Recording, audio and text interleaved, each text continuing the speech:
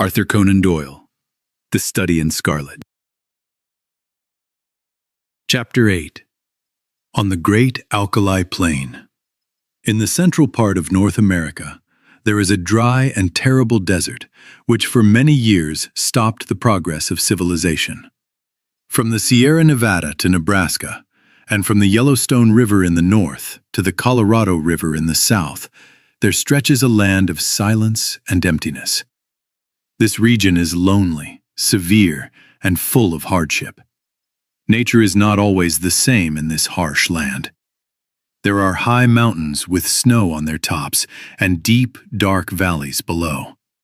Fast rivers flow through narrow canyons, and there are also huge plains which in winter are covered with snow and in summer are gray with salty alkali dust. Everywhere the land feels empty, unfriendly, and cruel. There are no permanent people living in this land of despair. Sometimes a small group of Pawnee or Blackfeet Indians may cross it on their way to other hunting areas. But even the bravest of them are happy to leave these terrible plains behind and return to their prairies. The coyote hides in the bushes. The buzzard flies slowly in the sky. And the large grizzly bear walks through the dark valleys, searching for any food it can find among the rocks. These animals are the only true inhabitants of the wilderness.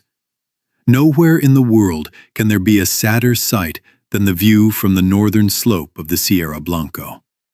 As far as the eye can see, there is a wide, flat plain, covered with patches of alkali and broken only by small groups of low bushes. On the far edge of the horizon lies a long line of mountains, their rough peaks covered with snow. In this vast land, there is no sign of life or movement. No birds fly in the deep blue sky, and nothing moves on the dull gray earth. Above everything, there is complete silence. No matter how carefully someone listens, there is not a single sound in all that great wilderness. Only silence, deep and heavy. It has been said that nothing connected with life exists on this plain, but that is not completely true. Looking down from the Sierra Blanco, a person can see a narrow path crossing the desert, winding away and disappearing into the far distance. It is marked by the wheels of wagons and by the feet of many travelers. Here and there along this path lie white shapes shining in the sun against the gray dust. When someone comes closer and looks carefully, they can see that these are bones. Some are large and rough, others are smaller and more delicate. The larger bones belong to oxen, and the smaller ones to men. For more than 1,500 miles, this terrible road can be followed by these remains of those who fell and died while crossing the desert. Looking down at this very place, on the 4th of May in the year 1847, there stood a lonely traveler. He looked so strange that he might have seemed like a spirit or a demon of the land itself. It was hard to say whether he was closer to 40 or to 60 years old. His face was thin and tired, and his brown, dry skin was stretched tightly over his sharp bones. His long brown hair and beard were mixed with white. His eyes were deep in his face and shone with a strange light, and the hand that held his rifle looked almost as thin as a skeleton's. As he stood there, he leaned heavily on his gun for support, yet his tall body and strong bones showed that he had once been strong and healthy. His sunken face and his loose clothes, hanging from his thin arms and legs, showed the truth of his condition. The man was dying from hunger and thirst. He had walked with great difficulty down the ravine and climbed up onto this small hill, hoping to see some sign of water. Now the wide salt plain lay before him, and beyond it the far line of wild mountains, with no tree, plant, or green thing anywhere to suggest water. In that great empty land, there was no hope at all. He looked to the north, east, and west with desperate eyes, and then he understood that his journey had ended. There, on that bare rock, he was going to die. "Why not here?" he muttered. just as well as in a soft bed 20 years from now. And he sat down in the shelter of a large stone. Before he sat down, he put his useless rifle on the ground, and also a large bundle wrapped in a gray shawl, which he had carried over his right shoulder. It seemed too heavy for his weak strength, because when he put it down, it fell to the ground with some force. At once a small, weak cry came from the bundle, and a frightened little face appeared, with bright brown eyes and two tiny, spotted, dimpled fists. "You've hurt me," said a child's voice in complaint. "Have I?" the man answered sadly. "I didn't mean to." As he spoke, he opened the gray shawl and showed a pretty little girl about 5 years old. Her neat shoes and her clean pink dress with its small white apron showed a mother's loving care. The child was pale and weak, but her strong little arms and legs showed that she had suffered less than the man beside her. "How is it now?" he asked anxiously, because she was still rubbing the tangled golden curls at the back of her head. "Kiss it and make it better," she said seriously, lifting the hurt place toward him. "That's what Mother always did." "Where is Mother?" "Mother is gone. I think you will see her again before long." "Gone?" said the little girl. "That's strange. She didn't say goodbye. She almost always did, even if she was only going to Auntie's for tea. And now she has been away for 3 days. Say, it's very dry here, isn't it? Isn't there any water or anything to eat?" "No, there is nothing, dear. You will just have to be patient for a little while, and then everything will be all right. Put your head against me like that, and you will feel better. It is not easy to talk when your lips feel like leather, but I think I should tell you the truth. What are you holding?" "Pretty things, shiny things," cried the little girl happily, holding up 2 bright pieces of mica. "When we go back home, I will give them to Brother Bob." "You will see much prettier things than those very soon," the man said gently. "Just wait a little. But I was going to tell you, you remember when we left the river?" "Oh, yes." "Well, we thought we would find another river soon. But something went wrong. Maybe the compass, or the map, or something else, and we never found it. The water ran out. All except a very small amount for you, and you couldn't wash yourself," the little girl said seriously, looking up at his dirty face. "No, and we couldn't drink either. And Mr. Bender was the first to die, and then Indian Pete, and then Mrs. McGregor, and then Johnny Hones, and then, dear, your mother." "Then Mother is dead too," cried the little girl, hiding her face in her apron and crying hard. "Yes, they all died, except you and me. Then I thought there might be some chance of water in this direction, so I lifted you onto my shoulder and we walked together. It seems that things have not become any better. There is almost no hope for us now." "Do you mean we are going to die too?" the child asked, stopping her crying and raising her tear-covered face. "I think that is what will happen." "Why didn't you say that before?" she said, laughing happily. "You frighten me so much. Of course, if we die, we will be with Mother again." "Yes, you will, dear." "And you too. I will tell her how kind you have been. I think she will meet us at heaven's door with a big jug of water and a pile of buckwheat cakes, hot and cooked on both sides, just like Bob and I loved. How long will it be before that happens?" "I don't know. Not very long." The man was looking toward the northern horizon. In the blue sky, 3 small dark spots had appeared, growing larger every moment as they came closer. Soon they became 3 big brown birds, which circled above the heads of the 2 lost travelers and then landed on the rocks above them. They were buzzards, the vultures of the West, whose arrival is a clear sign of coming death. "Cocks and hens!" cried the little girl happily, pointing at the dark shapes and clapping her hands to frighten them away. Say, did God make this country?" "Of course he did," the man said, a little surprised by the question. "He made the country down in Illinois, and he made the Missouri," the child continued. "I think someone else made this country here. It isn't nearly so well made. They forgot the water in the trees." "What would you think about saying a prayer?" the man asked quietly. "It isn't night yet," she answered. "That does not matter. It is not exactly proper, but I do not think he will mind. You say the prayers you used to say every night in the wagon when we were crossing the plains." "Why don't you say some yourself?" the child asked, looking at him with wide eyes. "I do not remember them," he said. "I have not said any since I was only half as tall as that gun. But I suppose it is never too late.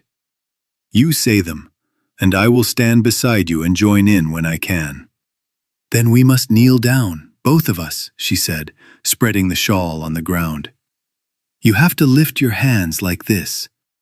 It makes you feel kind of good." It was a strange sight, if there had been anyone there to see it except the buzzards. Side by side on the narrow shawl knelt the two wanderers, the little talking child and the rough, sunburnt man. Her round young face and his thin, tired features were both raised toward the clear sky, asking for mercy and forgiveness. Their voices, the one soft and clear, the other deep and rough, rose together in prayer to the great power before whom they stood. When the prayer was finished, they sat again in the shadow of the rock. Soon the child fell asleep, resting her head on the broad chest of her protector.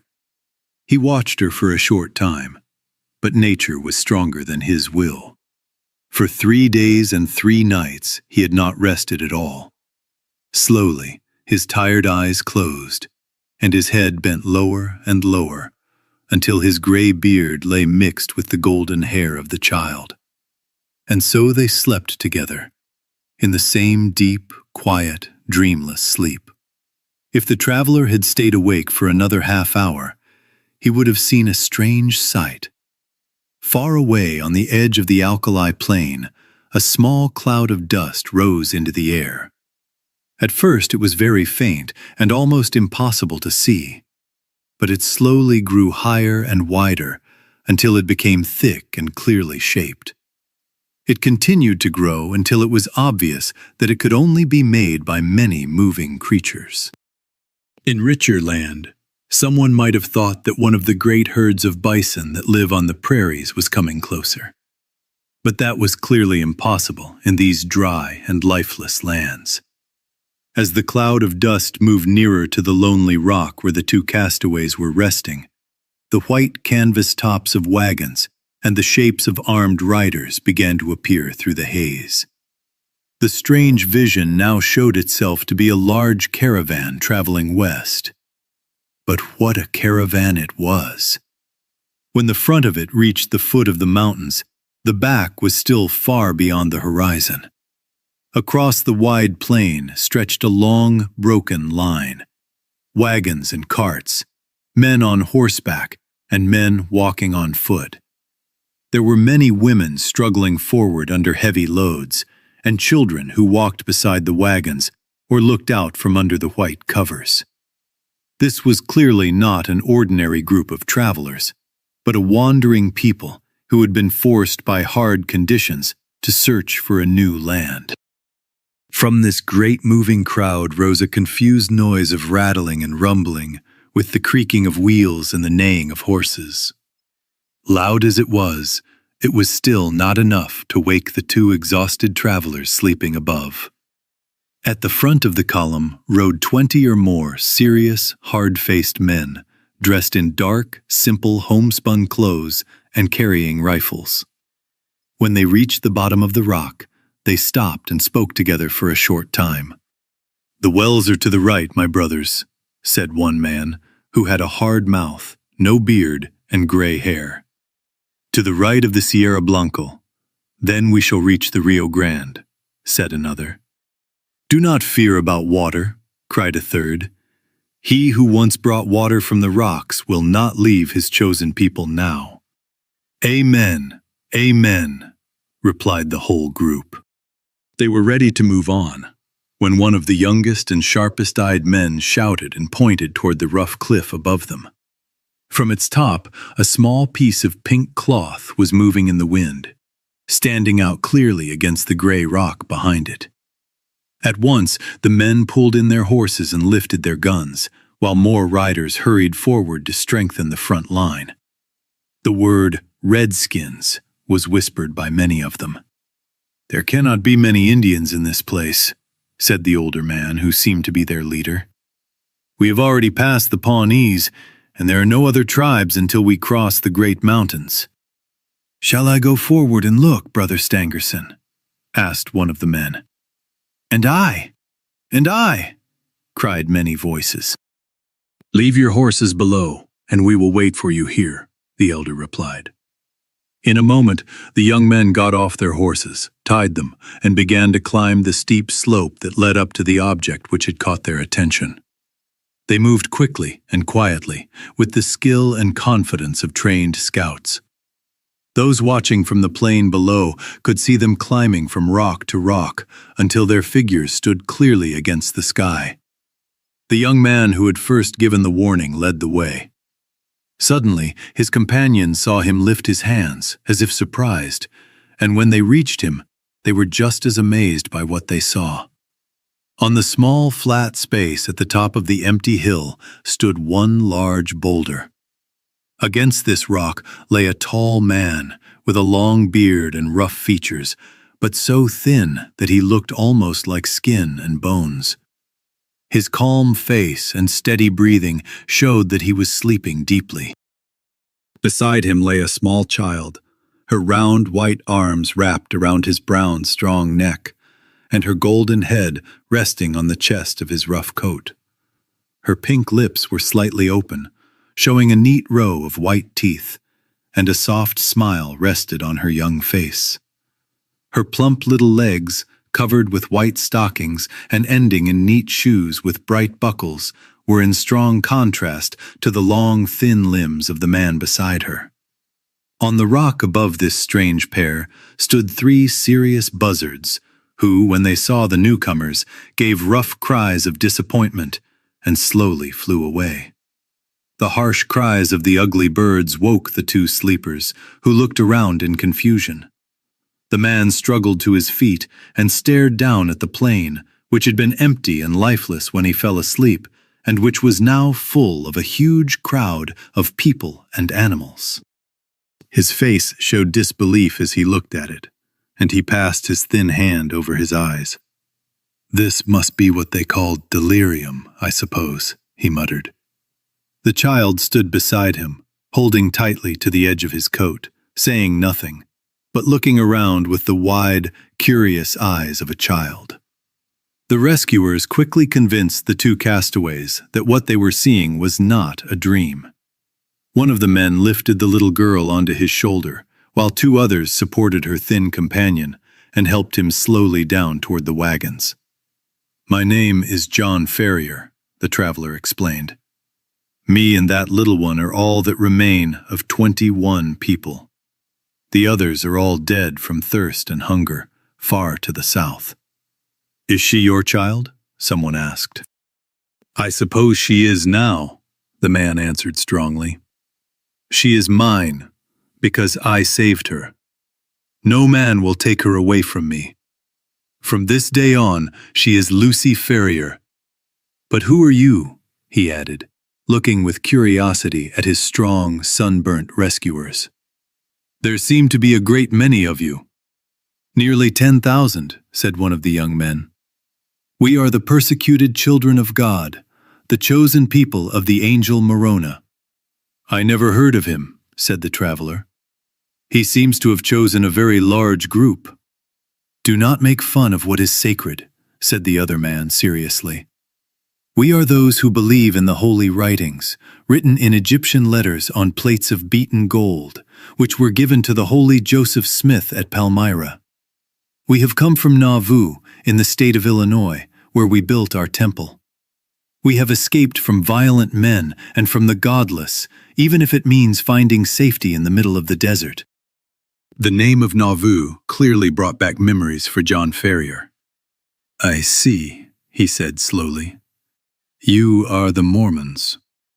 "We are the Mormons," his companions answered together. "And where are you going?" he asked. "We do not know," they answered. "The hand of God is guiding us through our prophet. You must come before him. He will decide what should be done with you." By this time they had reached the bottom of the hill and were surrounded by crowds of the travelers, pale, gentle women, strong, laughing children, and serious men with thoughtful eyes. Many cries of surprise and pity were heard when they saw the weak condition of one stranger and the young age of the other. Their guides did not stop, however, but moved forward, followed by a large group of Mormons, until they came to a wagon that stood out because of its size and its clean, well-kept appearance. 6 horses were tied to it, while the other wagons had only 2, or at most 4. Next to the driver sat a man who seemed no more than 30 years old. Yet his large head and firm expression clearly showed that he was a leader. He had been reading a brown-covered book, but when the group came closer, he put it aside and listened carefully to the story that was told to him. When it was finished, he looked at the 2 castaways. "If we take you with us," he said in serious words, "it can only be if you believe in our faith. We will not allow wolves among our sheep. It would be better for your bones to become white in this desert than for you to become a small spot of decay that could in time destroy the whole fruit. Will you come with us under these conditions?" "I guess I'll come with you under any conditions," Ferrier said, with such strong feeling that even the serious elders could not stop themselves from smiling. Only the leader kept his strict and impressive expression. "Take him, Brother Stangerson," he said. "Give him food and drink, and do the same for the child. Let it also be your duty to teach him our holy faith. We have delayed long enough. Forward! On! On to Zion! On! On to Zion!" cried the crowd of Mormons, and the words passed along the long caravan from mouth to mouth until they became a quiet murmur far away in the distance. With the sound of cracking whips and creaking wheels, the large wagons began to move, and soon the whole caravan was slowly traveling forward again.